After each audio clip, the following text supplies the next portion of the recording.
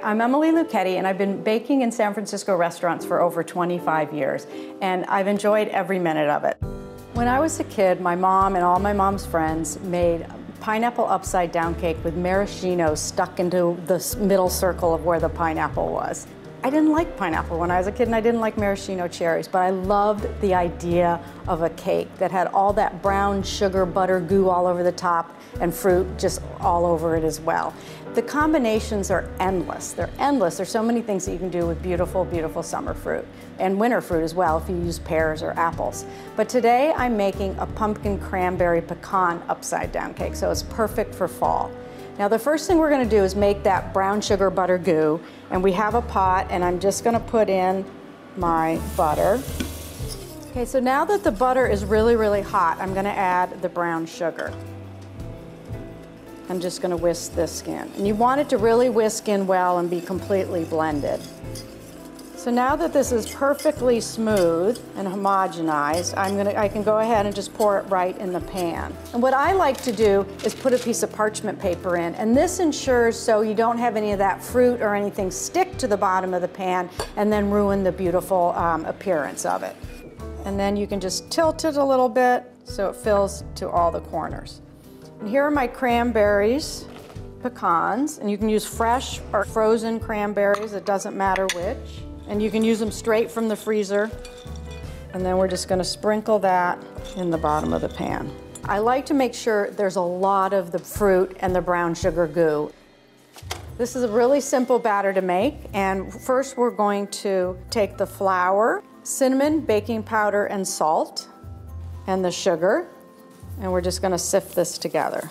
Now, the reason I like to do it on the parchment is, one, it's a big flat surface because it's easier when you're tapping it for it to go in and stay on the parchment rather than slipping off the sides of the bowl. Okay, now I'm pouring the eggs into a clean bowl, and I'm going to add some pumpkin puree and some vegetable oil.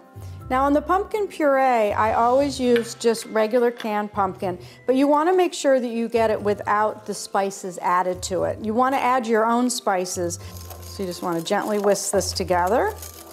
And then I'm going to take this parchment paper, pick it up, and make a shoot. And just pour it right in. When you're making any recipe that calls for oil, you can always use melted butter as well, and it's the same ratio. And you just want to mix this till it's combined.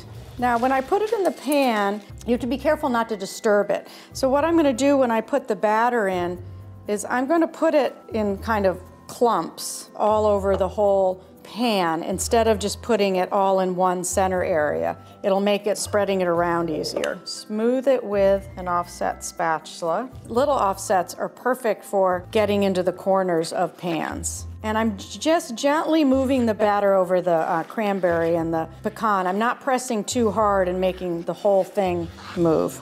So now this is ready to go in a 350-degree oven for about 25 minutes until you put a skewer in and it comes out clean. If it says to bake something for 30 minutes, I always set the timer for 25 minutes and do it a little bit less, because you can always put it in for 5 minutes more, but you can't wish those 5 minutes back again.